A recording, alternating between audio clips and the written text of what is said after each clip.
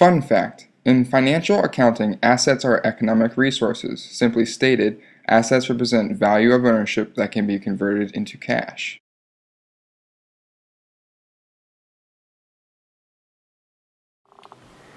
Welcome back everyone to another knife review. In today's video we're going to be taking a look at a knife from Kershaw's budget line, and that knife is the Kershaw Asset.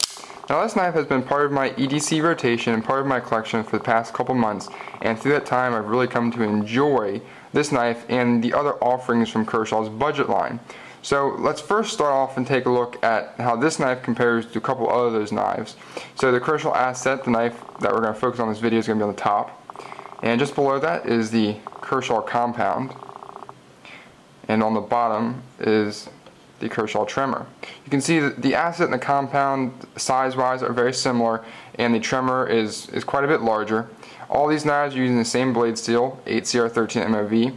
The handle shape and handle material is different. We have a glass-filled nylon versus a G10 on the Compound and the Tremor. All have stainless steel liners. So really what Kershaw is giving you is the same knife, roughly the same price point, but something that you can pick and choose your type of style, your preference in blade shape, handle material, and handle style. So Kershaw really did a great job with at a low price point, giving you many options that you can choose from for EDC and even hard use when you start looking at the Tremor. So let's start talking about the Asset in a little bit more detail. First off, you're going to notice is this kind of funky texturing on the handle. Now this is a glass-filled nylon handle. It's very ergonomic, extremely comfortable. It really, for my hand, is probably the favorite out of the three that you just saw. The texturing is a little odd. I call it kind of like an ice cube texture, you know, like the ice cube trays. That's kind of what it looks like to me. Alright, but it's plasticky, and it kind of can have that cheap feel from time to time, but again, for around a $30 price point, you can't complain too much.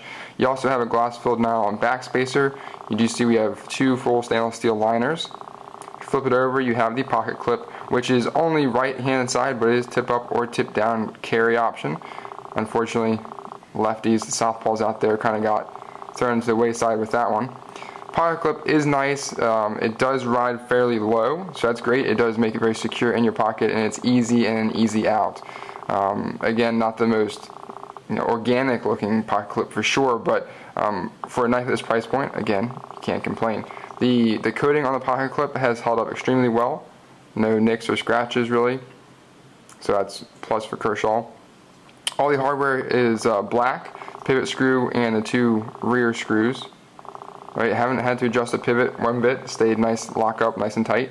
You do have a small lanyard hole in the back here. You can squeeze 550 paracord through there if you want to. Alright, move on to the blade.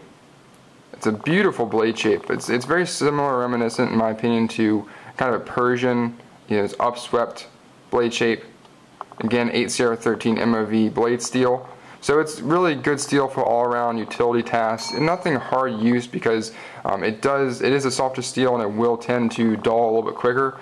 A few strokes on the Spyderco sharp maker and you have your edge right back, so no issue whatsoever there. Kershaw, and then Speed Safe stamped on this side of the blade. You have the model number, and then this knife is made in China, which can be a downside to some people, but that's how Kershaw keeps the price point so low. And the quality and tolerances that are coming with this knife at that price point, you can't complain, you can't beat it. Centering is absolutely perfect.